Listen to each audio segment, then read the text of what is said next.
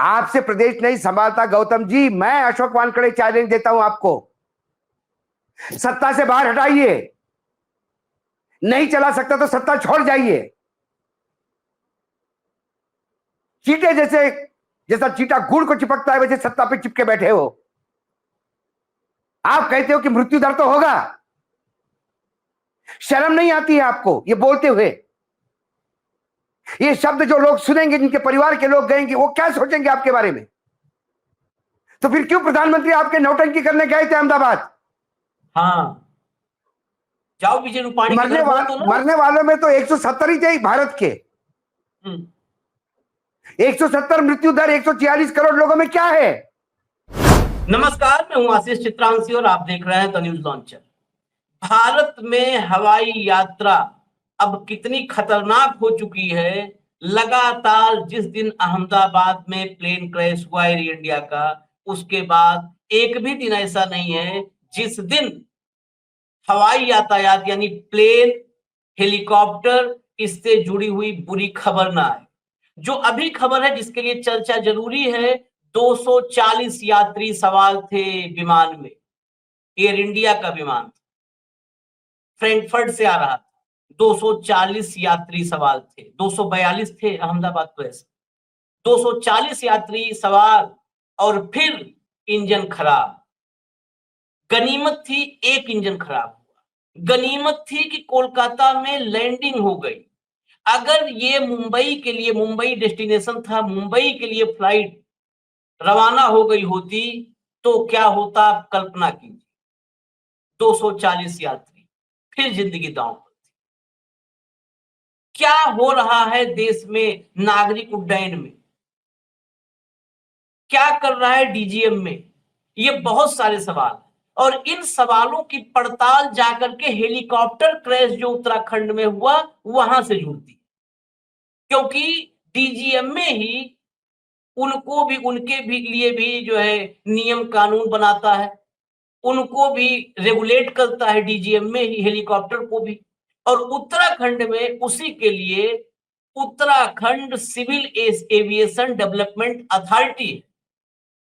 वो क्या करती है, वो वहां पर धार्मिक पर्यटन के लिए दनादन हेलीकॉप्टर्स को परमिशन देती है।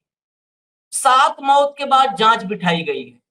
अब से 1 महीने पहले 6 मौत हुई थी, तब जांच न बिठाई गई, न कोई एक्शन हुआ, न किसी की नींद खुली।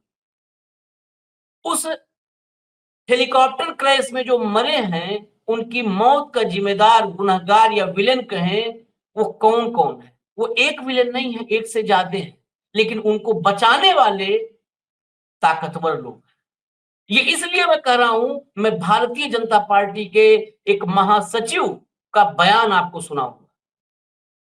मौतों पर इतना इतना बेशर्म बयान शायद ही कोई दे।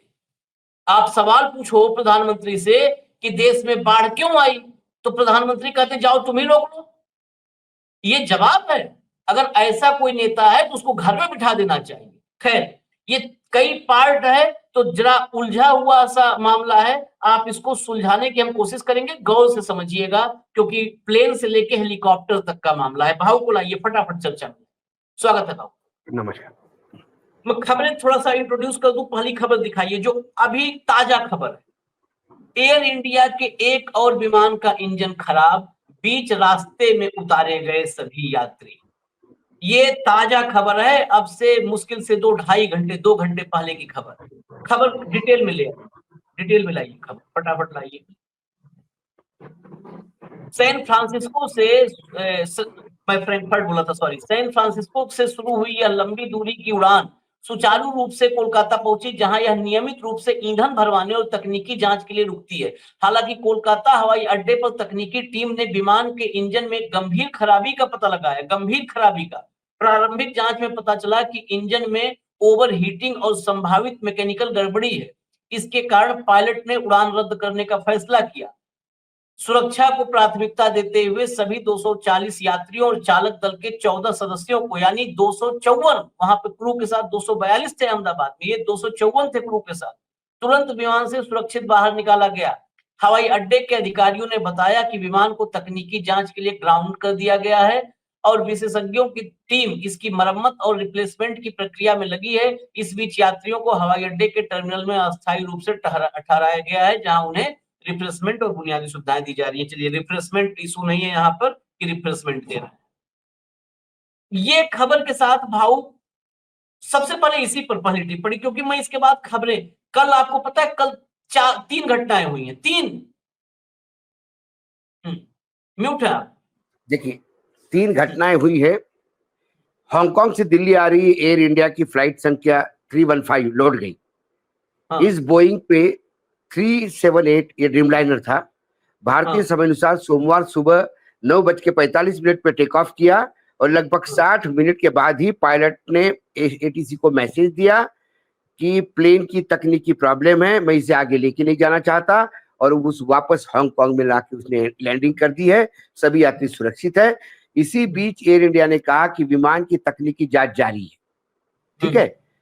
और एक खबर, रविवार को ही, कल ही, परसों के दिन रविवार को ब्रिटिश एयरवेज की लंदन से चेन्नई आ रही बोइंग 787 ड्रीमलाइनर, वो 9 सीरीज का है, तकनीकी खराब के कारण वापस रास्ते में लौट आया।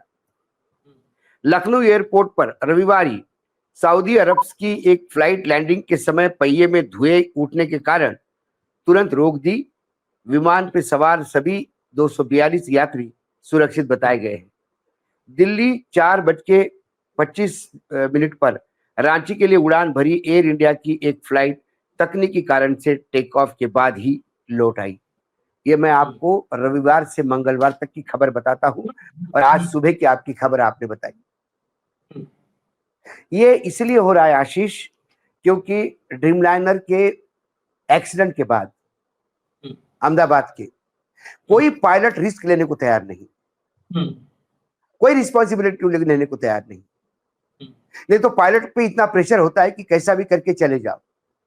आप मुझे बताओ, एक इंजन फेल हो गया और यदि दूसरा इंजन फेल होता तो कितनी बड़ी कैजुअलिटी। 1 घंटे बाद वो प्लेन वापस हांगकांग जाता है। इसके मायने क्या है? रतन टाटा ने जब एयर इंडिया टेक ओवर किया तब लग रहा था कि अब रतन टाटा के छाती के नीचे एयर इंडिया वाकई टाटा के उन सर्विसेज के जैसा होगा जो टाटा जिसके लिए जाना जाता है। ये पारसी परिवार है, लेकिन परिवार उद्योग नहीं चलाता, बहुत बड़े एक्सपोर्ट उद्योग चलाते हैं। लेकिन एक सवाल नवल टाटा को है, जो देख रहे ग्रुप को अभी, क्या रतन टाटा के जाने के बाद टाटा की फिलॉसफी मर गई? टाटा का कलेवर मर गया? टाटा ग्रुप क्यों चाहता था एयर इंडिया? क्योंकि ये टाटा एयरलाइंस ही थी जिसको भारत सरकार ने टेक ओवर करके एयर इंडिया बनाया था। टाटा को लगा हमारी कंपनी फिर से हम वापस लेकर उसी तरह से जैसे जेआरडी टाटा ने पहली बार लाहौर से मुंबई विमान उड़ाकर एक कीर्तिमान स्थापित किए थे और खुद प्लेन उठा के लाए थे, और टाटा एयरलाइंस की नींव डली थी। लेकिन टाटा ये भूल गए, शायद ये आकलन करना भूल गए कि वो सिर्फ नाम के साथ वो कबाड़ा भी खरीद रहे हैं, जो विभिन्न राजनीतिक दलों ने सत्ता में रहते हुए सिर्फ भ्रष्टाचार के चलते, कमीशन खाने के चलते कॉम्प्रोमाइज करके अथा मैन पावर यानी अथा लोगों को वहां नौकरी पे रखा। ऐसे प्लेन खरीदे जो कबाड़ा थे, ऐसे प्लेन खरीदे जैसे लोगों को ऑब्लाइज करना हो, क्योंकि उन्हें अपनी तिजोरी भरने की चिंता थी, उन्हें लोगों की जान माल की कोई चिंता नहीं थी। जब ड्रीमलाइनर 8 की बात करें तो कई गोदी मीडिया लगातार हमको भी क्रिटिसाइज कर रहे थे कि ड्रीमलाइनर के पीछे पड़े हैं, बताइए अभी तक तो कोई क्रैश नहीं हुआ। कई कंप्लेंट्स है, इंजन फेल लोग वापस आते हैं, फ्लैप ओपन नहीं होता लोग वापस आते हैं, गैजेट फेल हो जाते हैं लोग वापस आ जाते हैं, डाटा शो नहीं करता है प्लेन वापस आ गए, लेकिन लोग बचते हैं तो रिपोर्ट नहीं होती, मरने के बाद ही खबर बनती है। 50 लोग जख्मी हो गए एक ड्रीमलाइनर के, जो सिडनी से ऑकलैंड के लिए निकला था, 400 फीट नीचे गिरा ऊपर से। लेकिन गनीमत है कि 30,000 फीट के ऊपर था, तो ऊपर से नीचे गिरा तो जमीन पे नहीं गिरा। लेकिन जो फ्री फॉल हुआ उसमें 50 से ज्यादा यात्री जख्मी हो गए। वो पहली खबर थी, क्योंकि हमारे यहाँ खबर तब मानते हैं जब जख्मी हो जाए या मर जाए। खबर तब नहीं मानते कि तकनीकी दृष्टि से यदि विमान वापस आता है और बार बार तकनीकी दृष्टि से विमान वापस आता है और बार बार एक इंजन फेल होना, फ्लैप का ओपन नहीं होना, यदि यही कंप्लेंट्स आती है तो इसका मतलब उस प्लेन के असेंबलिंग में गड़बड़ है, प्लेन के मैन्युफैक्चरिंग डिफेक्ट है। तब उन विसल ब्लोअर को याद आती है जिन्होंने कहा था आज तो बेच लोगे, समय आएगा रोगे। क्योंकि 50 साल की जिस प्लेन की उम्र आप बता रहे हो, उम्र दराज होते होते ये पूरी तरह से फेल हो जाएगा। ये उड़ता ताबूत क्योंकि होंगे, आपने उड़ते ताबूत हो गए और वैसे ही साबित हो रहे हैं। एयर इंडिया का मेंटेनेंस क्या है? कुछ भी नहीं, जीरो है। मैं अभी मतलब ताज्जुब है, आपको लगेगा, मैं रांची से और मैं संभाजी नगर, छत्रपति संभाजी नगर, जो औरंगाबाद था जिसका नाम अभी छत्रपति संभाजी नगर हो गया, वहां एक पत्रकार सम्मेलन में जाके जब मैं वापस आ रहा था सुबह, तो मेरा फ्लाइट एयर इंडिया का था। संयोग से उसी संभाजी नगर में surgeons association, association of surgeons of India, ASI की नेशनल कॉन्फ्रेंस थी, एनुअल सर्जन डे मनाया उन्होंने रविवार के दिन। उनमें से बहुत सारे सर्जन जिनका पूरे देश में नाम है, पास्ट प्रेसिडेंट एसोसिएशन की, वो एयरपोर्ट पे मिले। करीब से 10 से 12 बात हो रही थी। तो वो तो बॉम्बे वाले तो इंडिगो से जा रहे थे, हम एयर इंडिया से आ रहे थे। कईयों के पेट में गोला आ गया था। कईयों ने कहा कि ऑफिस को बताना पड़ेगा कि अभी एयर इंडिया से नहीं करो। मैं बता क्या रहा हूं आपको, ताज्जुब की बात है कि जब सीएसएफ जो सिक्योरिटी चेक होता है, आपकी बैग एक एक चीज चेक होती है, क्योंकि हमारे बैग में वो कैमरे भी होते हैं, स्टैंड भी होता है और थोड़ा सा 1-2 लाइट भी होते हैं छोटे। तो मुझे रोज हर एयरपोर्ट पे एक एक चीज निकाल के दिखानी होती है। इतना संघन चेकिंग होने के बाद वो मशीन से उसके ऊपर स्ट्रिप घुमा घुमा के भी देखती कि कोई ड्रग और कोई चीज तो नहीं है विस्फोटक।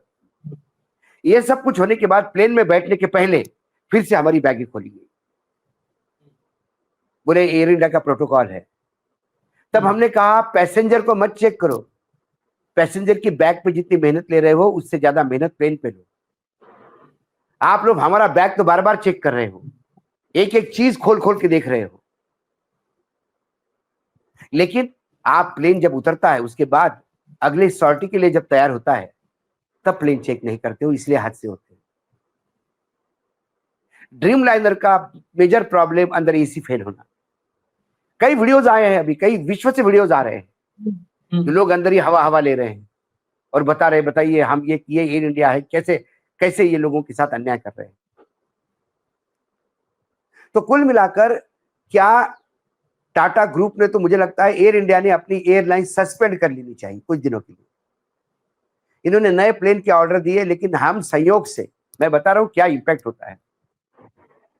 उसी एसोसिएशन के पास प्रेसिडेंट डॉक्टर श्रीवास्तव मेरे साथ थे, संयोग से हमारी सीट आसपास थी। उन्होंने बैठते से ही वो जो सामने फ्लाइट कौन सा है इसके बारे में डिटेल लिखे रहते हैं, वो एयरबस था। उन्होंने अपने मोबाइल से उस पूरा कागज का, मतलब जो पूरा जो पैम्पलेट रखा हुआ था उसका फोटो खींचा और बच्चों को भेजा, कहा कि डोंट वरी। क्योंकि वो एयर इंडिया से आ रहे थे तो उनके सारे बच्चे, दोनों बेटियां बेटे परेशान थे कि भाई लैंड ठीक होना चाहिए। जब उन्होंने कहा कि मैं बोइंग से नहीं एयरबस से आ रहा हूं, तो एक सुकून लिया कि चलो कुछ चांस है। एक बहुत बड़े लिवर स्पेशलिस्ट थे, उन्होंने कहा कि यदि बच गए अशोक जी तो ये हमारी आखिरी एयर इंडिया की उड़ान है, इसके बाद हम जाना आना बंद कर देंगे, लेकिन एयर इंडिया से नहीं जाएंगे। स्टाफ बहुत अच्छा है, लेकिन स्टाफ अच्छा होने से क्या मतलब है। मैं बार बार कहता हूं, मशीन यदि फेल हो जाए तो सब्बरवाल क्या करते, जिनका 8000 घंटों का एक्सपीरियंस है, और 8000 घंटे बहुत मायना लगते हैं। पूरा जीवन भर उस आदमी ने फ्लाइंग करके 8000 का रिकॉर्ड बनाया था। सब्बरवाल के जीवन में कभी एक्सीडेंट नहीं हुआ, मोस्ट डिसिप्लिन पायलट माना जाता था एयरलाइंस का। दोनों बेटे उसके पायलट है प्राइवेट एयरलाइन में। लेकिन जब इंजन ही दगा दे, जब प्लेन ही दगा दे, मेंटेनेंस दगा दे तो क्या करे? ये तो नहीं जो आपने एक किस्सा बताया, 4 तो मैंने पढ़ के सुनाया आपको। ये आज की खबर है आशीष, ये कोई मेरी नहीं है, ये देखिए, ये आज की खबर ये है। है खबर, मैं और स्क्रीन पे दिखा देता हूं। ये दैनिक भास्कर की खबर है। ये देखिए, मतलब 4, एक रविवार के दिन 4 प्लेन एयर इंडिया हमने के। दिखाया ना, हमारे पास खबरें सारी लगी है, लाइए जरा कंट्रोल रूम फटाफट दिखाइए। मैं इसलिए ये देखिए, जो आपने कहा था दिल्ली आ रहे Air India Dreamliner plane में आई खराबी, उड़ान भरने के 1 घंटे बाद ही वापस लौटा हांगकांग। अगली खबर लाइए। ये खबरें, ये जो है, ये लखनऊ में अहमदाबाद में हुए विमान हादसे के बाद हवाई यात्रा को लेकर कई सवाल खड़े हो गए हैं। लखनऊ में 250 हज यात्रियों को लेकर सऊदी एयरलाइंस के विमान ने धुआं और चिंगारी फेंका, फिर जो है किसी तरह काबू पाया फायर ब्रिगेड ने, टीसी को सूचना जब मिली। अगली दिखाई, ये खबरों की एक चिंगारी, ये देखिए, एक चिंगारी और सब धुआं धुआं, लखनऊ में होते होते बचा अहमदाबाद जैसा हादसा, सऊदी एयरलाइंस की फ्लाइट में आई खराबी, वीडियो। ये सारी खबरें भरी पड़ी है। विजुअल्स, लखनऊ के विजुअल्स आप देखोगे, चिंगारी आग। लेकिन इसमें एक बात है, जो हमारे देश के गिद्ध और धन लोलू पैसे के लिए कुछ भी कर लें, जो नैरेटिव बना रहे थे ना, पायलट की गलती। अब सारा बता दो जरा, पायलट की गलती जो हम पे उंगली उठा रहे हैं ना, हम उनके तरफ पूरा पूरा 5 उंगली पंजा उठा रहे हैं। बताओ जरा कौन है? सब पायलट, कोलकाता से लेके फ्रैंकफर्ट और British Airways, Heathrow airport, Lucknow airport, सब जगह सारे पायलट। हटा दो पायलट, ऑटो पायलट में चलाओ, बिना पायलट के उड़ा दो। केवल इसमें पैसा, बोइंग 4 रुपया फेंक देगा सिक्का, सरकार पे उंगली ना उठे, साहब नाराज ना हो जाए, उसके चक्कर में सबसे बड़े गुनहगार ये पापी है, मीडिया वाले। ये सबसे बड़े जो नए नए नैरेटिव गढ़ते हैं, ये सब पायलट, सारे देश के, दुनिया के सारे पायलट बर्बाद हो गए हैं। अरे इंजन में खराबी आई, कोलकाता से लेके आपने तो नाम लेके पूछा था, एक एंकर ने तो इसको बाहरी साजिश बताया, बताइए। हाँ हाँ, कहा कि वो बेचारा, वो देखिए, जिसको साजिश की बात, वो ऐसे ही नैरेटिव होता है। 17 साल का बच्चा था, जिसने, वो आया था गांव से, बहन शहर में रहती थी अहमदाबाद में, उसी जिस मोहल्ले में एक क्रैश हुआ इलाके में, 17 साल का बच्चा था, गांव से आया, तो उसने जैसे ही देखा नीचे फ्लाइट, तत्काल मोबाइल निकाल करके वीडियो बना लिया। वीडियो इसलिए कि वो जाएगा गांव में, दोस्तों को दिखाएगा कि इतने नीचे से मैंने देखा है। और वीडियो में ही विस्फोट हो गया, क्रैश हुआ और विस्फोट हो गया। उसके बाद वो इतना डर गया, उसने अपने पिताजी को वीडियो भेजा और फिर वीडियो सर्कुलेट हो गया। अहमदाबाद पुलिस ने उससे पूछताछ की, उसको ले गई पूछने के लिए उसको, जबकि उसी दिन हमने कहा था कि ये गिद्ध है, पापी, ये नैरेटिव दूसरा बना रहे हैं। ये किस्मत आप कहिए कि वो 17 साल का एक बच्चा था और धर्म विशेष से जुड़ा नहीं था। बस ये यही आरोप के साथ हम कह रहे हैं। हाँ, वो हिंदू था इसलिए बच गया। यदि कोई खानवान होता या अहमद वहमद होता, आरिफ वारिफ होता, तो अभी तक तो सारे एंगल खुल गए होते, आईएसआई का अकाउंट खुल गया होता, पैसे ट्रांजैक्शन का ट्रेल दिखा गया होता। ये जो है क्रूल सिस्टम कितनी कहानियां बना देता। अभी हेलीकॉप्टर का देखिए कितना क्रूल सिस्टम है। हेलीकॉप्टर का क्रैश हुआ, जरा खबर लाइए, हेलीकॉप्टर क्रैश वाली खबर लाइए। उत्तराखंड हेलीकॉप्टर हादसे में घोर लापरवाही का आरोप, 2 मैनेजर्स पर केस। ये इसमें देखिए नीचे बस एफआईआर में ऑपरेटर पर घोर लापरवाही का आरोप लगाया गया। इसमें कहा गया हेलीकॉप्टर ने बादलों और कोहरों के कारण खराब विजिबिलिटी में अपने अलॉट किए गए टाइम से 50 मिनट पहले ही उड़ान भरी। आगे दिखा दीजिए, और अगर इसका डिटेल हो तो ये देखिए, पूरी डिटेल है, आप लोग पढ़ लीजिए। 50 मिनट पहले, एफआईआर में सीधा लिखा गया 50 मिनट पहले उड़ान भरी थी और क्रैश हो गया। इसमें और भी है कुछ टेक्स्ट, तो ले आइए, नहीं तो मैं आगे किस्सा बताता हूँ। हेलीकॉप्टर पर क्या बोले सीएम धामी, ये बहुत महत्वपूर्ण है। उन्होंने कहा कि निर्देश दिए गए हैं कि डीजीसीए के नियमों का उल्लंघन नहीं होना चाहिए और उच्च हिमालयी क्षेत्रों में उड़ान भरने वाले पायलटों को इस क्षेत्र का अनुभव होना चाहिए। विमानन कंपनियों को भी यह सुनिश्चित करना चाहिए, ये कंट्रोल और कमांड सेंटर स्थापित किया जाना चाहिए। इस दुर्घटना में दोषियों के खिलाफ सख्त कार्रवाई होगी। बस इतना हटा दो, बाकी पढ़ेंगे तो हमारा भी माथा लेकिन घूम जाएगा। आशीष, इसमें सब ताज्जुब चाहिए, है, ये पता ताज्जुब है। ऐसे लगता है कि धामी भी प्रवचन दे रहे हैं, ऐसा होना चाहिए, विश्व में शांति होनी चाहिए, विश्व का कल्याण होना चाहिए, मानवता कायम होनी चाहिए। करेगा कौन? करेगा कौन? जब सब नहीं, चाहिए तो तुम हटो कुर्सी से। मैंने वही कहा कि आप पहले एयरलाइन शुरू कर दीजिए, एयर सर्विस शुरू कर दीजिए, और फिर कहिए कि हेलीकॉप्टर सर्विस शुरू हो गई है, उसके लिए हेलीपैड भी होना चाहिए। ठीक है, उसके लिए पायलट भी होना चाहिए। तो फिर अभी कौन उड़ा रहा था? वो सीएम साहब का ड्राइवर रिटायर्ड हो गया था, तो उसको बोला क्या कर रहा है घर में बैठ के, तो जब तू चला सकता है गाड़ी तो चॉपर ही चला ले। ये जो धामी साहब कह रहे हैं, ये सब चीजें के बगैर वहां सर्विसेज शुरू कैसी हुई?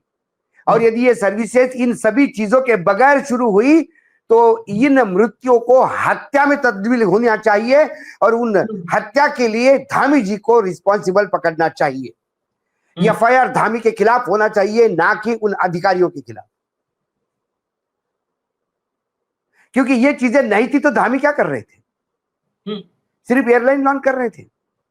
दरअसल क्या है आशीष, ये उड़ान करके जो योजना आई है, हर डबल इंजन का मुख्यमंत्री प्रधानमंत्री को खुश करने के लिए, मेरे यहां उड़ान, आम आदमी कैसा उड़ेगा, आम आदमी कैसा उड़ेगा, इसी में लगा है। हेलीकॉप्टर के जो रेट्स है उसकी कंपटीशन खच्चरों पे बैठने वाले लोगों से की जा रही। खच्चर को कितना खर्चा तो हेलीकॉप्टर को कितना खर्चा। उसका जो टेंडर के आपने यदि कंडीशंस पढ़ी तो आपको आश्चर्य होगा। सरकार क्या कर रही है, हेलीपैड का 5,000 रुपए पर लैंडिंग ले रही है। 50 लैंडिंग मिनिमम एक डे में, तो 2.5 लाख पर डे तो एक पैड से कमा रही है। सुविधा सरकार क्या दे रही है? सरकार लैंडिंग शुल्क काय का ले रही है? जीएसटी टिकटों पे लेके जा रहा है, जो लेके जाया गया है वो जीएसटी का सरकार क्या कर रही है? सुविधा क्या है वहां पे? वहां पे डीजीसीए की क्या सुविधा है? क्या चॉपर जब उड़ता है तो उसके कोई नीचे एटीसी है, एयर ट्रैवल कंट्रोल है? कितनी जगह पे वो लैंड करता है और कितनी जगह से वो टेक ऑफ करता है? वहां इंजीनियर है हर जगह, वहां स्पेयर पार्ट की व्यवस्था है। जहां लैंड करते वहां अग्निशामक दल है, फायर ब्रिगेड है। यदि वो लैंड करते करते क्रैश हो गया या कुछ हो गया, आग लग गई, तो कुछ छुपाने के लिए आपको सिर्फ खाना पूर्ति करनी है कि चारों धाम हम अब कर रहे हैं हवाई जहाज, प्रधानमंत्री के उड़ान योजना की सफलता दिखाने के लिए। ये सारे क्रेडिट लेने के चक्कर में उसकी कीमत आम आदमी अपनी जान से चुका रहा है। ये सेवाएं तुरंत बंद कर देनी चाहिए। जो पायलट ओएनजीसी के लिए काम करते थे, समुंदर पे मुंबई से ओएनजीसी के प्लेटफॉर्म पर, प्लेटफॉर्म से ओएनजीसी के यहां आने के लिए, वो लोग, यदि आपने समुंदर पे काम करने वाले लोगों को आप पहाड़ों में लगा दिया तो क्या होगा? आप कहते हैं कि पहाड़ों का एक्सपीरियंस होना चाहिए। क्या आपने उस टेंडर में कंडीशन डाली कि जो पायलट्स है उन्हें पहाड़ी क्षेत्र में उड़ान भरने का एक्सपीरियंस होना चाहिए? क्या कंडीशन डाली आपने? आज जो बात आप कह रहे हो पहले क्यों नहीं कह रहे? और एक्सीडेंट होने के बाद ही यदि आपको चीजें समझ में आती है तो आपके जैसे नासमझ लोगों को सत्ता में रहने का कोई अधिकार नहीं, क्योंकि आप सिर्फ सत्ता का सुख नहीं भोग रहे हैं, आप सत्ता के सिंहासन पे कुंडली मार के नहीं बैठे हैं, आप लोगों की जान के साथ खेल रहे हैं। एक्सीडेंट के बाद भी समझ में नहीं आता। मई में 6 मौतें हुई, अब 7-13 जब हो गई तब ये कह रहे हैं जांच होगी, कार्रवाई होगी। अब बताता हूं, जो फ्लाइट थी, जो 30 सेकंड लूंगा, सिर्फ आप 10 सेकंड लूंगा आशीष। बिल्कुल, ये 13 मौत के कारण नहीं है, ये अहमदाबाद के एक्सीडेंट की वजह से है। अहमदाबाद के एक्सीडेंट के बाद एविएशन, अनसिक्योर एविएशन सेक्टर पे जो बात होने लगी, असुरक्षित हवाई यात्राएं भारत की, जब इस पे फोकस हो गया तो अब ये चॉपर भी मिल गए। नहीं तो 6 मर गए, 7 मर गए, 12 मर गए, धामी जी को कोई फर्क नहीं पड़ता। क्योंकि उनके जो आका है उनको 700 किसान मरने पे फर्क नहीं पड़ता। पुलवामा में 45 पैरामिलिट्री फोर्स के लोग मरने के बाद फर्क नहीं पड़ता। भाऊ, आका से लेके काका तक आका बस नहीं, अभी काका को सुनवाते हैं हम। आका से काका तक सब एक ही माइंडसेट के हैं इन्हें, क्योंकि ये तो चारों तरफ लग्जरी में डूबे हैं। ये सब के सब मेड़ पर जब 80 के दशक में साइकिल पर धोती कस के जब घूमते थे जो प्रचारक, वो तो रहे नहीं। ये सब मलाई में है, मलाई खा रहे हैं सुबह शाम तक, इन्हें नहीं फर्क पड़ता है। जो मैं इसमें बताऊं फ्लाइट में क्या क्या कितने लूप होल्स अब तक सामने आई है। पहला बताया जा रहा है कि जो पायलट उड़ा रहा था 3 एक साथ टेक ऑफ किए थे, 3 में 2 निकल गए, ये फंसा पायलट, क्योंकि ये जो है इसको कोई एक्सपीरियंस नहीं था, उड़ान का कोई एक्सपीरियंस नहीं था। पहाड़ों में जो है उड़ान का कोई एक्सपीरियंस नहीं। दूसरा, 6 बजे से पहले वहां पर कोई उड़ान प्रतिबंधित है। 6 बजे से 5:10 पर, वो 50 मिनट पहले जो जनसत्ता ने लिखा, 5:10 पर इसका टेक ऑफ टाइम था।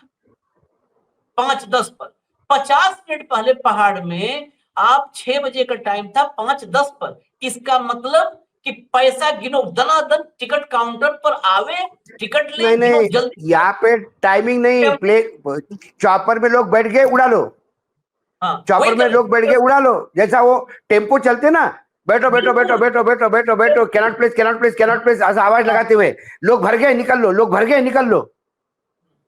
मुझे तो लगता है जैसे टेम्पो स्टैंड पर होता है कि एक टेम्पो के आगे दूसरा लगा देता है, हम पहले जाएंगे, हमारे में बैठो, उसके आगे उसका, ऐसे हेलीकॉप्टर न करते हो सर कि एक दूसरे के आगे हमारे वहां भरो जल्दी से, और 4 वहां पे ठेकेदार बैठते हो, जैसे टैक्सी स्टैंड के ठेकेदार होते हैं, ये पहले गाड़ी जाएगी इसमें बैठो, ठेकेदार ना हो, कौन इसमें पहले।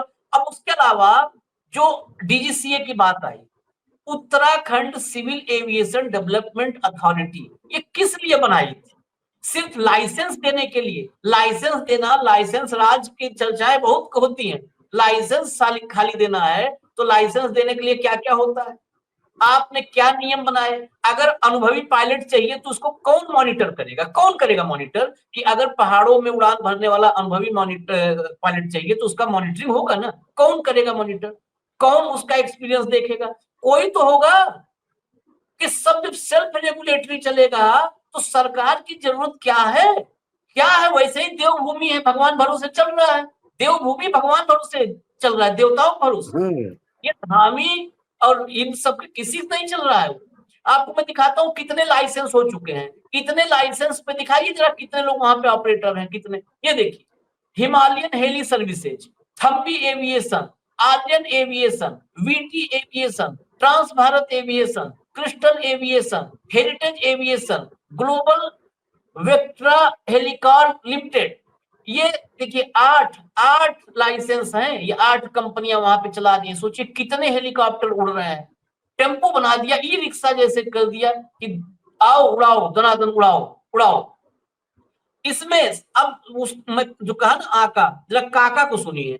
लाइए, ये दुष्यंत गौतम है, उत्तराखंड के प्रभारी हैं और भारतीय जनता पार्टी के महासचिव। गौर से सुनिएगा। तो लोग मर भी रहे हैं, अब मृत्यु दर भी चलेगी, तो हम तो उसको दुख तो है ही उनका, सर आपने ये कहा, लेकिन हम उनका दुख तो है ही, लेकिन आप चलाइएगा थोड़ी, आप 2-3 अच्छी चीज योजनाएं चलाइएगा, आप उड़ान बनाइए, कुछ हेलीकॉप्टर आप भी चलाइएगा अच्छी, जिसमें ना मरे लोग, गारंटी देके चलाइएगा। कैसे बनेंगे वो तो गारंटी देके चलाइए ना, आप तो महापुरुष हैं, चला सकते हैं, आप बना सकते हैं। आप ही चला सकते हैं, आपके हाथ में ही है, मृत्यु को हाथ में जी रहे हैं, अब मृत्यु दर भी चलेगी, तो हम तो उसको दुख तो है ही उनका, सर आपने ये कहा, लेकिन हम उनका दुख तो है ही, लेकिन आप चलाइएगा थोड़ी, आप 2-3 अच्छी चीज योजनाएं चलाइएगा, आप उड़ान बनाइए, कुछ हेलीकॉप्टर आप भी चलाइएगा अच्छी, जिसमें ना मरे लोग। ये बेशर्म बेशर्मी का उच्चांक है इसको। तो मतलब क्या कहूं मैं, यदि मैं भाजपा का कोई बड़े विशिष्ट स्तर पर बैठा हुआ नेता होता तो मैं इसको ऑफिस में बुलाता भी नहीं, पब्लिकली अनाउंस करके बोल देता कि इस लायक नहीं कि ये भारतीय जनता पार्टी का मेंबर बने।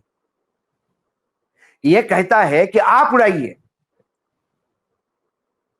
आपसे प्रदेश नहीं संभालता गौतम जी, मैं अशोक वानखेड़े चैलेंज देता हूं आपको, सत्ता से बाहर हटाइए, नहीं चला सकता तो सत्ता छोड़ जाइए।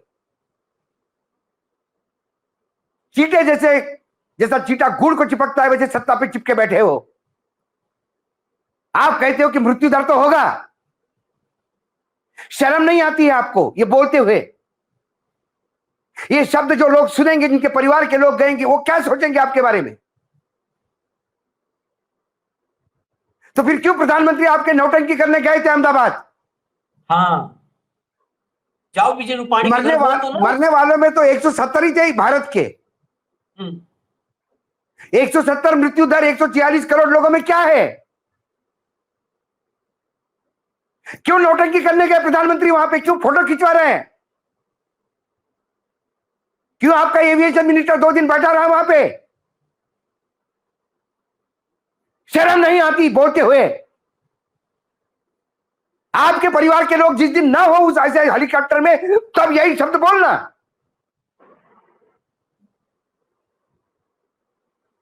यदि मृत्यु दर है तो प्रधानमंत्री, गृह मंत्री क्यों सिक्योरिटी में चलते हैं? क्यों आपके मुख्यमंत्री सिक्योरिटी में चलते हैं? कि हमारे करदाता का पैसा क्यों लुटवाते हो आप सिक्योरिटी पे? कमांडो चाहिए, Z+ चाहिए, घूमी है।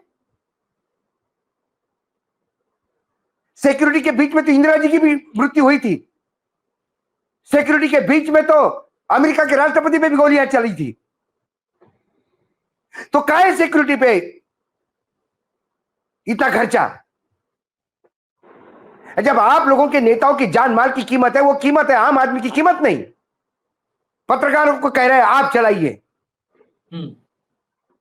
और यदि आप हमको बताने के पहले आप चला नहीं सकते तो छोड़ जाइए। निर्लज्ज अब की चादर ओढ़ के वहां बैठे मत रहिए सत्ता में। घिन आती है ये भारतीय जनता पार्टी का क्या स्थिति हो गई। कहां गई भारतीय जनता पार्टी खुशाबू ठाकरे वाली? कहां गई भारतीय जनता पार्टी अटल अडवाणी वाली? कहां गई वो भारतीय जनता पार्टी? और यही इस भारतीय जनता पार्टी का चार चरित्र चेहरा है, तो इससे ज्यादा घिनौना कोई नहीं हो सकता। अब तो घिन ही आती है इनसे, अब इनसे घिन आती है, लिटरली घिन। सड़ांध हो गए हो आप लोग, दिमाग में गोबर भरा हुआ है जो ऐसी बात करते हो। पत्रकारों को कहते हो आप चलाओ। कल पुल टूट गया महाराष्ट्र में, आप कहो कि आप बनाओ ना पुल, ना टूटने वाला।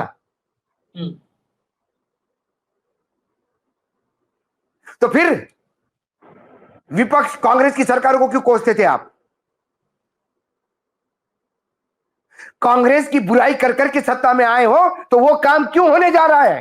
होने देते हो तुम, जो कांग्रेस के भी सरकारों में चॉपर गिरते थे। तब तो बड़ा निषेध होता था, तब तो मोर्चे निकलते थे।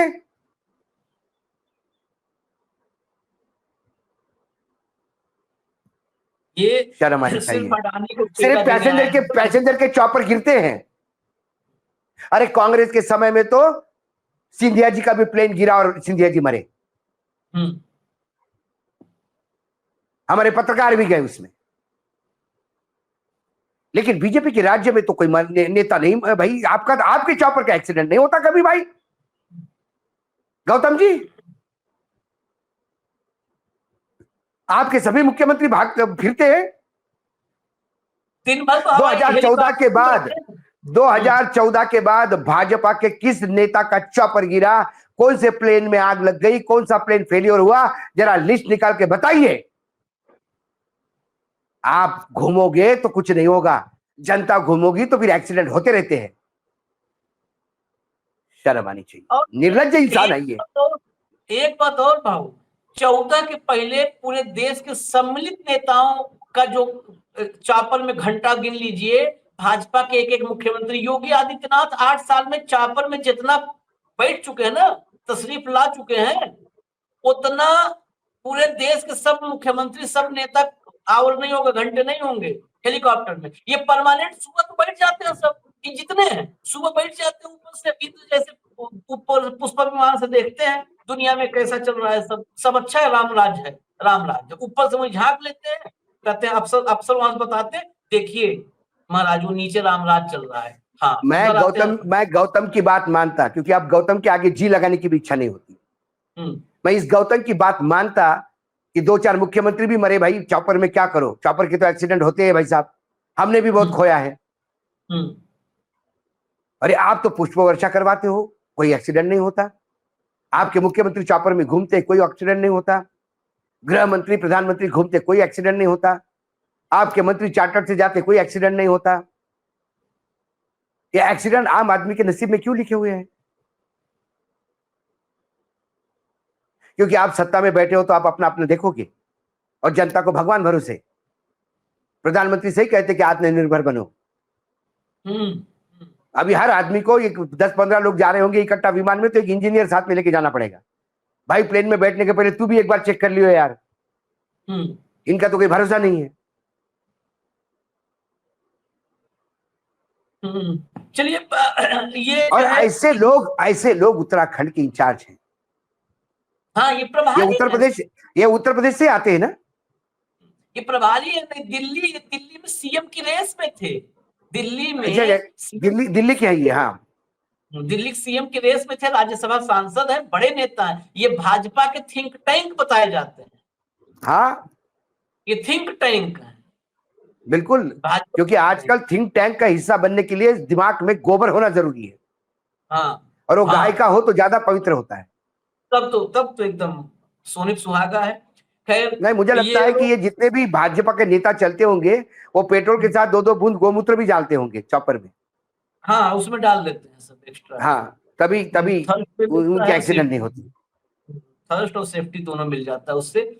इन लोगों की बेशर्मी तो इस देश को कब तक झेलना पड़ेगा, यही सवाल मैं छोड़ के जा रहा हूं। और कुछ नहीं पूछना है, आप लोगों से पूछना है कि इनकी बेशर्मी कब तक इस देश को झेलना होगा। कब तक आप लोग तैयार हैं मानसिक रूप से और शारीरिक रूप से, क्योंकि अब शारीरिक रूप से भी देख रहे हैं स्थिति, तो शारीरिक और मानसिक रूप से कब तक आप झेलने के लिए तैयार हैं? आप लोग अपनी राय दीजिएगा। हमें इजाजत दीजिए, हम आते हैं मिड डे मुद्दा विद अशोक वानखेड़े लेकर के। अभी फटाफट। नमस्कार।